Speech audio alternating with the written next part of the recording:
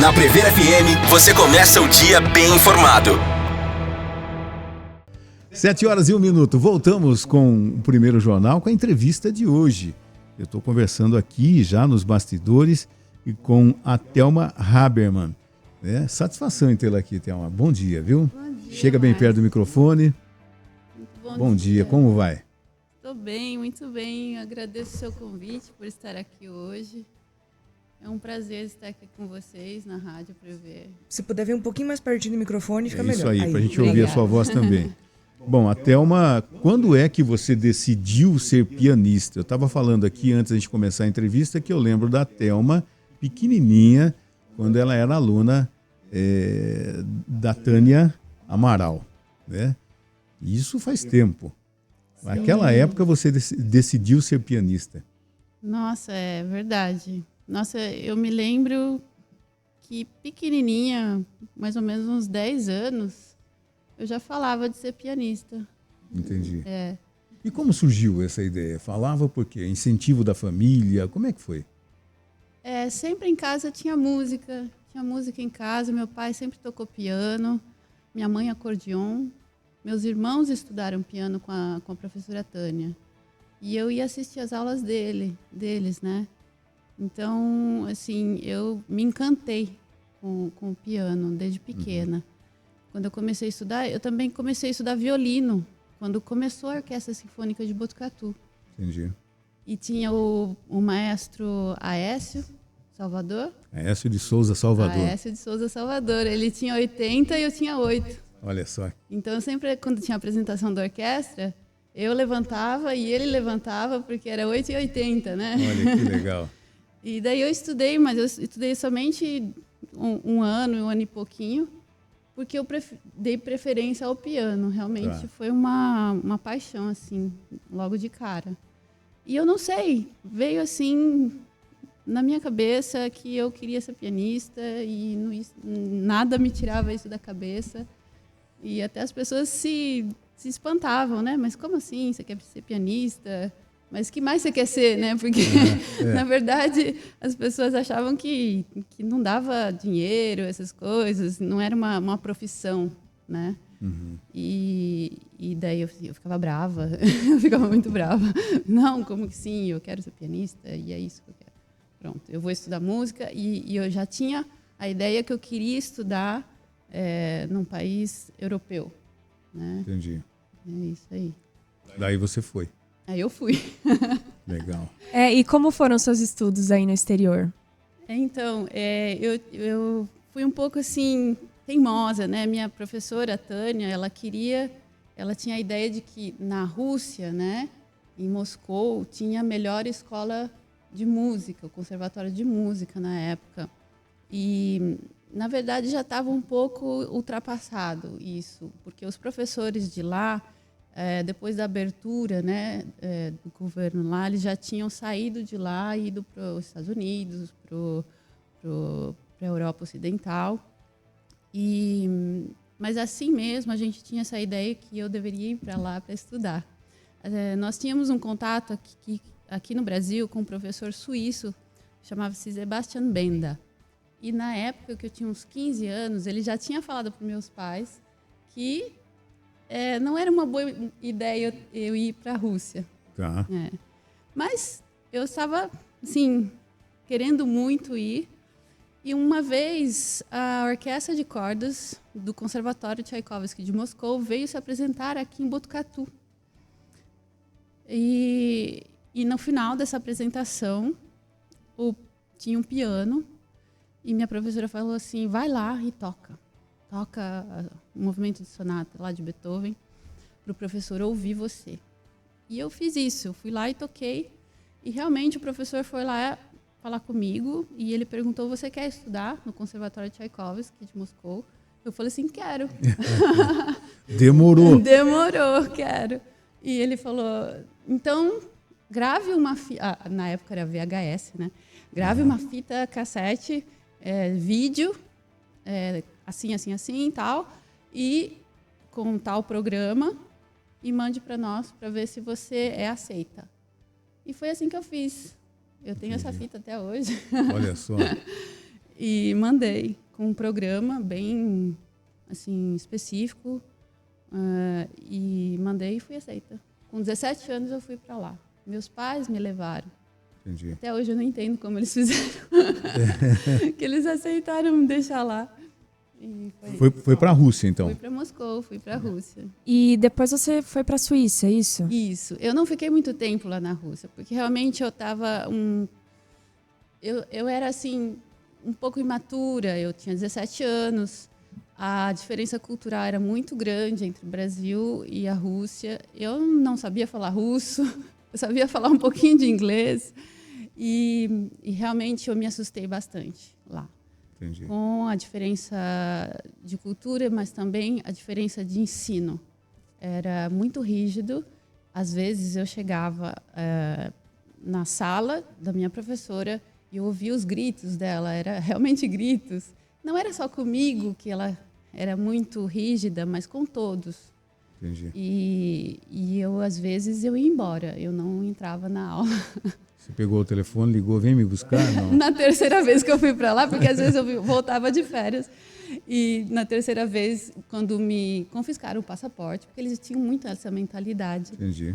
Porque eu cheguei lá com alguns dias de atraso da data que eu tinha previsto chegar. A secretária da escola de música, ela pegou meu passaporte, ficou com ela. E eu liguei para meus pais e falei assim, eu não quero mais ficar aqui. E ela, porque a secretária, além de pegar o meu passaporte, começou a ficar alterada comigo, me gritando também. Então, tudo isso acumulado, além de ficar longe da minha família, me pesou muito. Imagino. Imagino. Mas assim, mas o aprendizado, passando esse turbilhão, né, essa cobrança direta aí, aconteceu o aprendizado?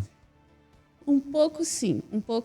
Eu principalmente com a observação. Eu sou uma pessoa que observa muito. Entendi. E eu observei bastante coisa. Eu ouvi muitos concertos. Todos os dias tinham concertos. Jovens muito jovens tocando muitas coisas muito lindas, muito bem. Todos os dias eles estudavam assim muito. Eu estava perto disso. Eu vivi também no mesmo quarto que a Olga Kapilova, que foi né? Agora que ela parou de ser a pianista principal da USESP. Então eu estive com ela, eu vi como ela estudava. Ela teve a mesma professora que eu lá em Moscou. Então, assim, é uma aproximação de uma qualidade, né, de música, de estudo, de evento, tudo. Eles têm uma cultura riquíssima, né? Então, assim, para mim foi uma experiência difícil, mas eu observei e vivenciei coisas extraordinárias. Né? Thelma, você tinha falado que já tinha pretensão de estudar na Europa. Na Europa, é considerado os estudos de música são melhores do que no Brasil, por isso? Digamos que eles têm uma tradição musical da música clássica, né, ocidental. E isso tem, quando a gente se aproxima, né, é como, eu já dei um exemplo para alguém que me perguntou, mas por quê, né? Digamos que um europeu queira tocar bem música MPB ou bossa nova. Ele já toca muito bem, já tem aulas lá na Europa com um professor brasileiro. Mas ele quer se aprofundar, ele vai vir para o Brasil. Claro. Então, é a mesma coisa, né? Eu quis me aprofundar naquilo, então eu fui lá aprender com os mestres que tiveram aulas com grandes mestres, que têm uma linhagem, né? Que vieram de uma linhagem de professores, né? De lá. Na Rússia ficou quanto tempo? Um ano. E daí foi para a Suíça? Daí eu fiquei assim, meio assim, o que eu vou fazer, né? Daí esse professor que me tinha falado dos meus pais, não vá para a Rússia, não leve, né? Que era suíço. Que era suíço. Ele já estava aposentado lá em Lausanne, na Suíça. Ele falou assim, agora sim, traga ela assim, venha para cá. Porque aqui é francês, né? Ela vai aprender mais rápido, o francês é mais próximo do português. E a gente faz um trabalho, um estudo, eu preparo ela para entrar num conservatório aqui, e foi isso que eu fiz. Eu estudava, durante um ano, eu estudei numa escola de francês intensiva, todas as manhãs. À tarde eu estudava bastante piano, tinha uma aula individual de piano com ele, uma vez por semana, e aulas de harmonia e solfejo, teoria musical. Que legal. E daí eu entrei no conservatório. Entrou no conservatório e ficou na Suíça por quanto tempo? 21 anos. Só isso. 21 anos. 21 anos. Você é mais suíça do que brasileiro. Digamos que minha vida é dividida em duas, né? Suíça e agora também antes Brasil e Suíça, né? Que legal. A gente recebeu aqui um comentário de um ouvinte, o Marcelo Pessoa, falou assim: bom dia, Márcio, Ellen, Ju e Thelma. Bom dia, Marcelo. É um orgulho para Botucatu ter uma pianista de primeira linha como a Thelma Habermann. Foi um privilégio para mim, que sou um dos contrabaixistas da Orquestra Sinfônica Municipal de Botucatu, ter participado do concerto que ela fez com a nossa orquestra, onde interpretou a desafiadora obra de Beethoven, O Imperador. Foi um belíssimo concerto. Thelma, e parabéns pela interpretação. Boa entrevista e bom programa. Inclusive, quem está acompanhando pelo site, né, e também pelo Facebook, pelo YouTube, está acompanhando, inclusive, essa apresentação que o Marcelo acabou de dizer, né, Thelma? Sim. E aí, como é que foi? Essa foi uma apresentação muito especial para mim e muito especial para o público e para todos os músicos, na verdade, para quem esteve lá. Uhum. E esse concerto de Beethoven é um concerto muito lindo e desafiador, realmente. Ele é uma peça muito difícil para ser executada, tanto, sim, e para a orquestra também, ela é muito bonita, né? Os músicos... a orquestra é um diálogo entre o piano, né, e a orquestra. Então, assim, eu tive um retorno muito, muito positivo do público também nesse dia. Entendi. Eles disseram que teve uma carga emocional muito grande nesse dia. E teve um fato que ainda intensificou ainda mais isso, porque quando eu comecei... Eu coloquei muita pressão, né, em mim mesma para tocar esse concerto. Eu queria que tudo fosse perfeito e que desse tudo certo. Entendi. E quando eu entrei em cena, eu estava com muito medo. Muito medo. E ao contrário do que um artista ele deve fazer antes de entrar em cena. Porque não se deve entrar com medo, e sim com um sentimento de entrega, de gratidão. E eu estava com medo porque eu me coloquei muita pressão. E o que aconteceu foi que uma hora, eu não aguentei tanta pressão e eu parei. Olha só. Eu não sei se você esteve lá nesse concerto. Você esteve, não esteve nesse concerto ou não? Não. Teve uma outra participação da Thelma. Não estive nesse. E aí, muita pressão e você parou. E aí? Eu parei. E isso, assim, é difícil isso para um artista viver isso em público, né? Um instrumentista. Mas pode acontecer. Isso já aconteceu com grandes pianistas, com grandes instrumentistas. Mas é um momento muito difícil de viver isso em público. O que aconteceu foi que houve um momento de emoção que foi transmitido entre o público, os músicos, e daí... Ainda bem que aconteceu no começo da peça, né? E o maestro, ele me entendeu naquele momento. Ele falou assim, dá capo, do começo. E a gente recomeçou. O maestro Fernando Ortiz de Vilates. O maestro Fernando Ortiz de Vilates, que foi maravilhoso naquele momento. E eu agradeço muito a atitude dele e também dos músicos. Nas gravações aí, que eu coloquei nas redes sociais, é claro, eu não coloquei esse momento, né? Uhum. Mas eu falo aqui livremente porque é muito importante falar disso. E daí eu recomecei, e aí eu dei tudo de mim para eu retomar essa entrega realmente e me reconectar com a música, né? E daí o que aconteceu foi que eu dei tudo de mim para que eu passasse o que a música representa realmente naquele momento, para mim e para passar para o público a beleza, porque isso que é o mais importante, né?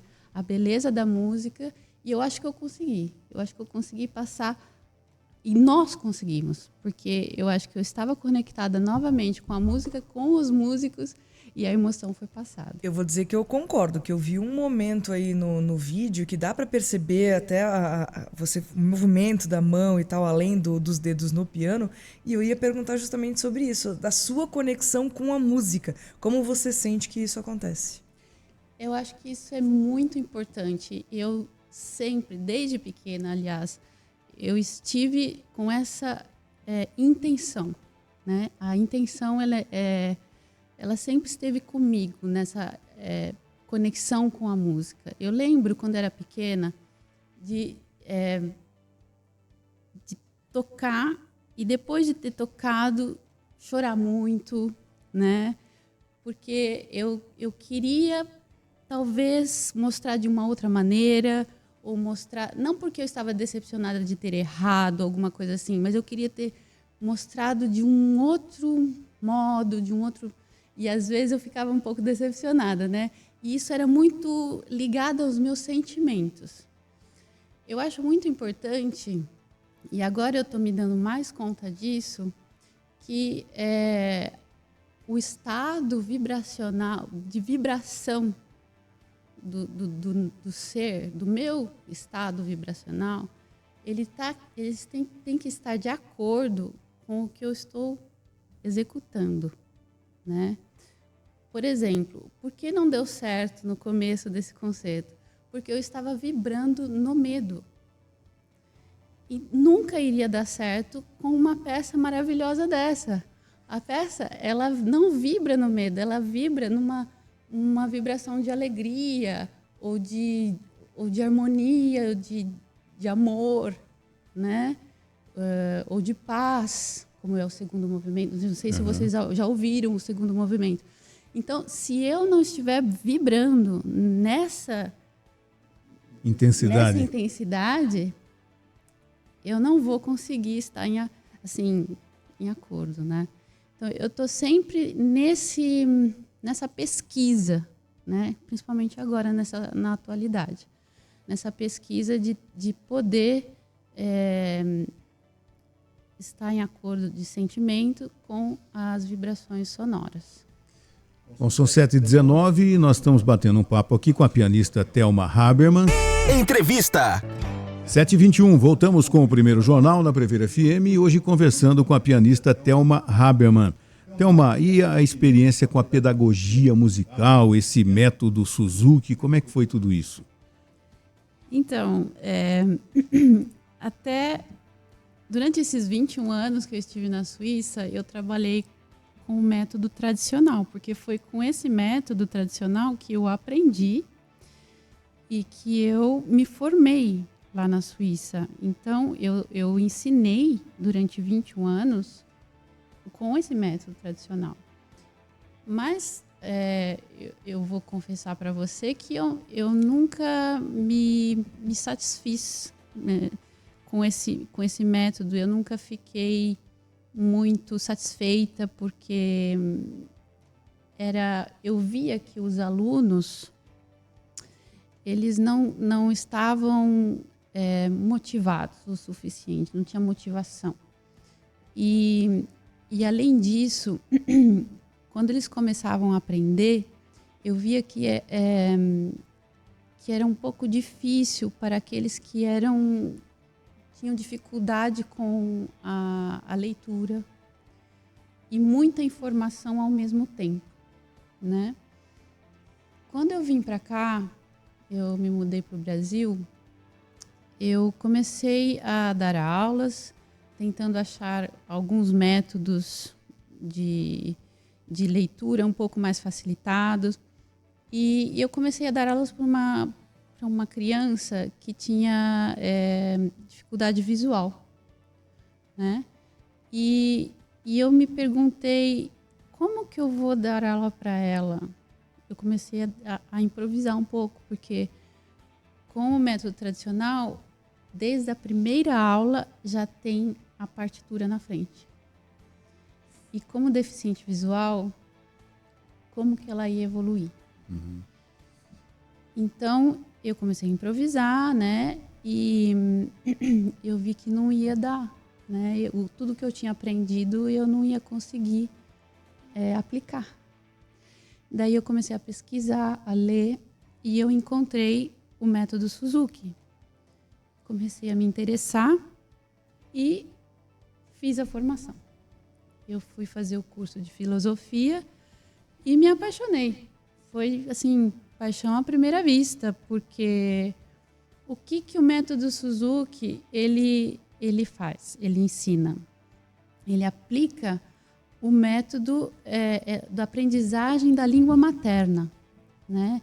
O senhor Suzuki era um japonês que viveu todo o século XX. Na verdade, ele nasceu em 1898 e morreu em 1998. Desculpa. 100 anos.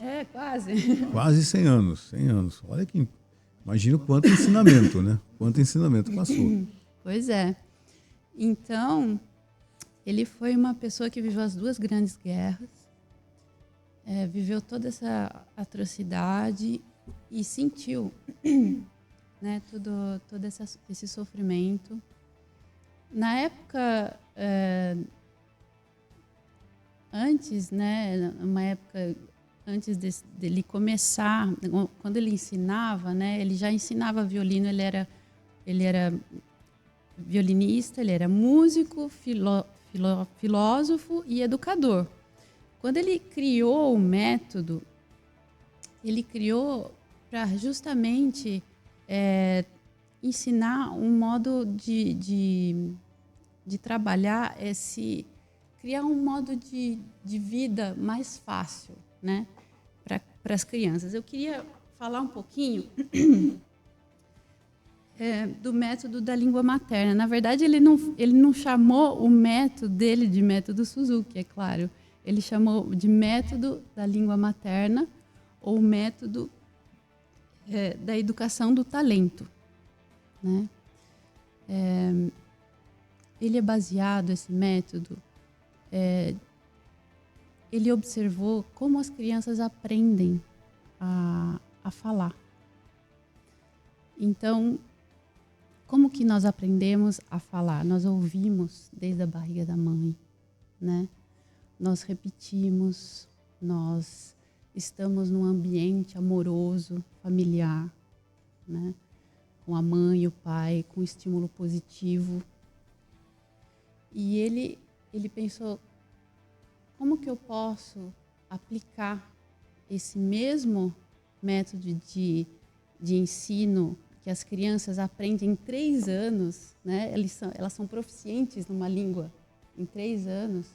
Como que eu posso aplicar isso no ensino da música? E isso, ele acreditava que a habilidade musical pode ser desenvolvida e não é um talento inato, né? Todas as pessoas ou todas as crianças são capazes de aprender sem exceção. Ele acreditava que todas as crianças são capazes de aprender sem exceção e quanto mais cedo, melhor. É claro que nunca é tarde demais, né? Eu tenho alunos adultos, mas como a criança ela tem um cérebro que não tem ainda todas as conexões cerebrais, ela é como uma esponja. Então, quanto mais cedo, melhor, a gente fala, né? E então ele criou esse método pensando também na formação integral do ser humano. A filosofia Suzuki, ela pensa também em criar um ser humano de caráter, que tem respeito, né? É muito bonita a filosofia. E essa filosofia que você emprega agora nas suas aulas também? Sim, essa filosofia que eu emprego nas aulas. E eu acredito muito que esse desenvolvimento musical ele está relacionado a uma formação integral do ser humano. E o que eu gosto mais é pensar assim, é pensar que o meu ensino não é para formar músicos. O meu ensino é para formar seres humanos felizes, completos, integrais, que se respeitam, que têm caráter, que vão um dia lembrar de mim, não como a professora que me ensinou a tocar piano, mas a professora que estava presente e que estava num sentido positivo na minha vida, que me ensinou a conviver, né, com os outros, a aproveitar o meu tempo, a me disciplinar, a respeitar os outros, né, a conviver com os outros. E você acredita que a pessoa que se envolve com música e toca algum instrumento, ela tem benefícios? E eu acho, com certeza, isso é provado já. Nas últimas décadas foi provado que a música traz muito benefício para o cérebro, né? A educação musical, tanto a educação musical como aprender um instrumento, fazer ou a escuta, né, da música. Ela traz benefícios tanto para a cognição como para aumentar o humor, melhorar o humor da pessoa, né? Desenvolver, estimular os neurotransmissores, a dopamina, a ocitocina, como chamamos os outros, enfim, melhorar. Faz um bem danado. Faz um bem danado, então. Enfim, tudo isso é provado já, né? Que o estímulo da educação musical, da escuta da música e do convívio, né? Isso é muito legal também. O método Suzuki, ele também trabalha com aulas coletivas, né? O convívio, a criança aprende com outras crianças, né? Nós acreditamos que nós aprendemos uns com os outros, mais do que uma aula individual, né? Nós temos aulas coletivas e esse eu acho que você falou de estímulo à cultura, né? Eu acho interessante falar disso também, porque esse estímulo cerebral, esse bem-estar cerebral, esse bem-estar social, esse bem-estar de frequência cardíaca, esse bem-estar de frequência de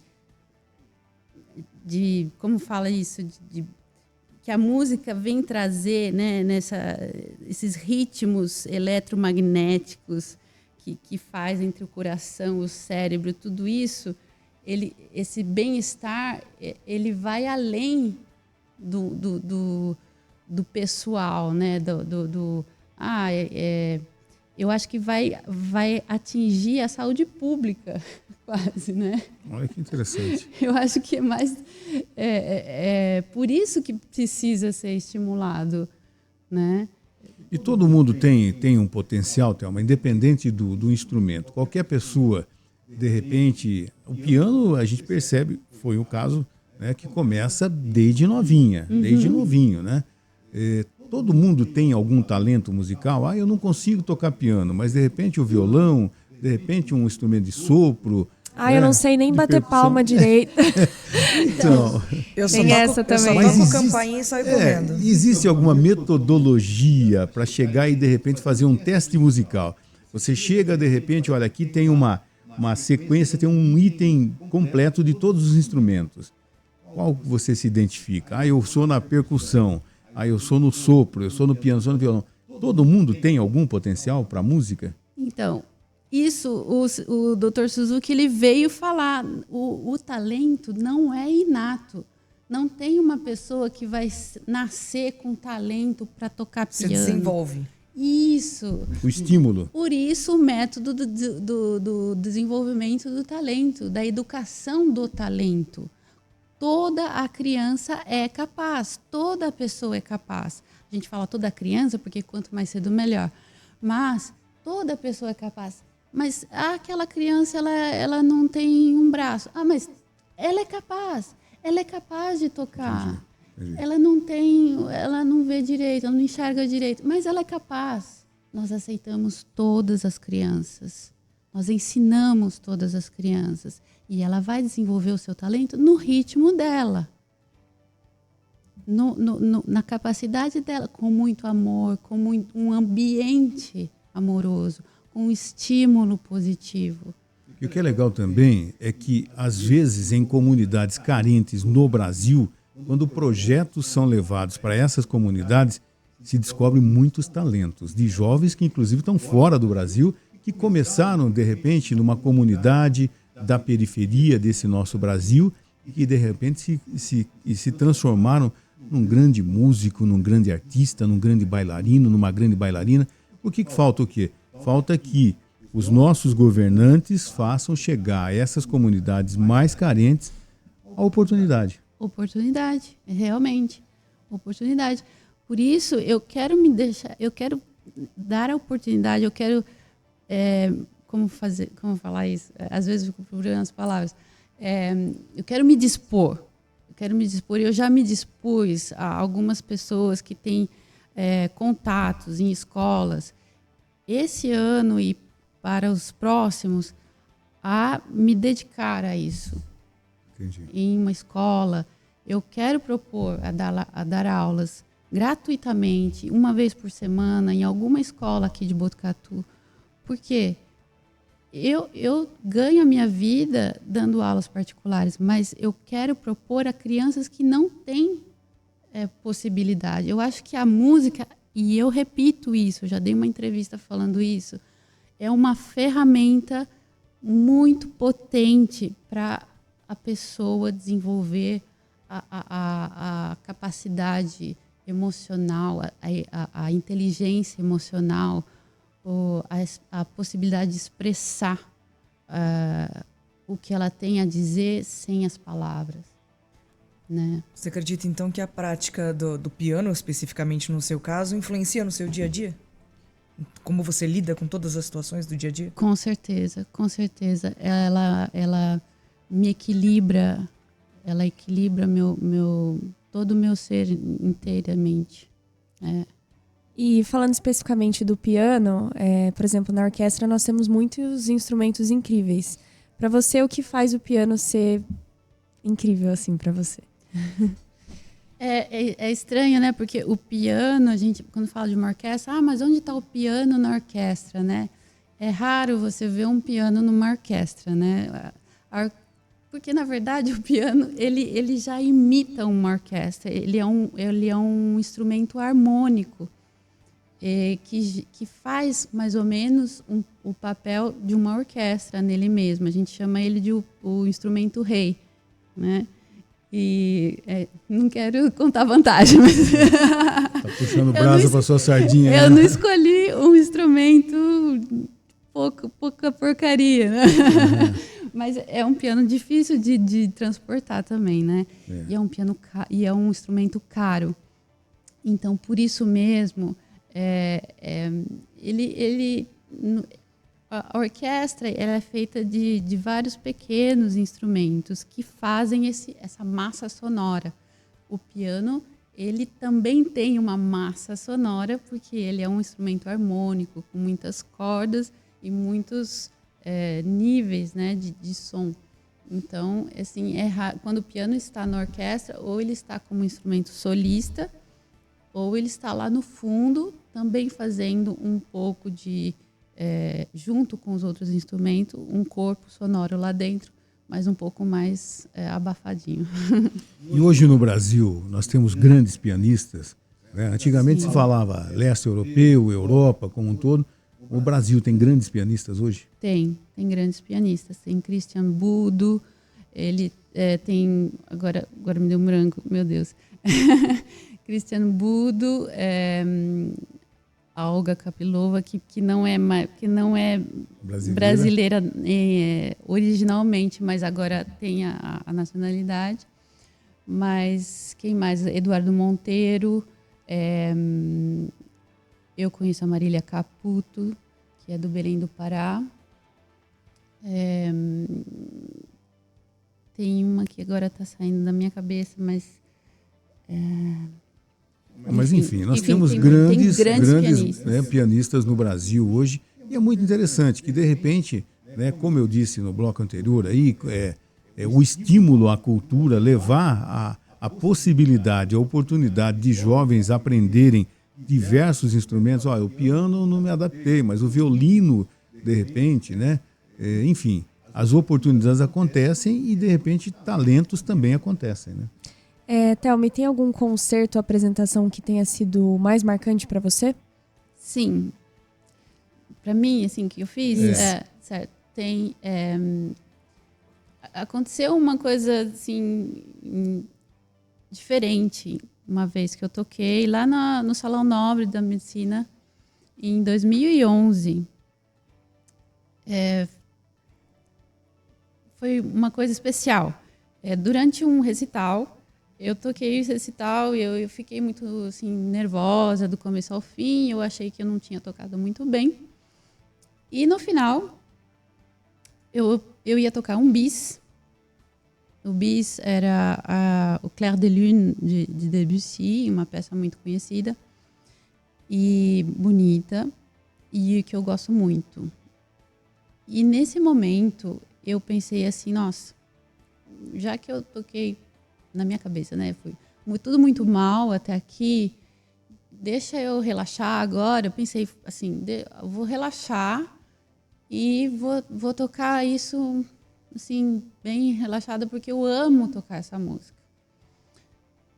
E fui nessa vibe, assim, para tocar o bis. E no momento que eu relaxei, eu comecei a tocar e eu tive uma visão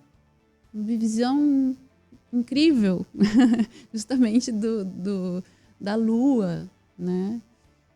E foi uma visão maravilhosa, uma sensação maravilhosa, como se eu estivesse saindo assim, de mim mesma, indo para um lugar incrível, uma sensação que eu jamais tinha sentido na minha vida, que eu nunca sentiria, nunca senti, acho que nunca vou sentir aqui nessa terra.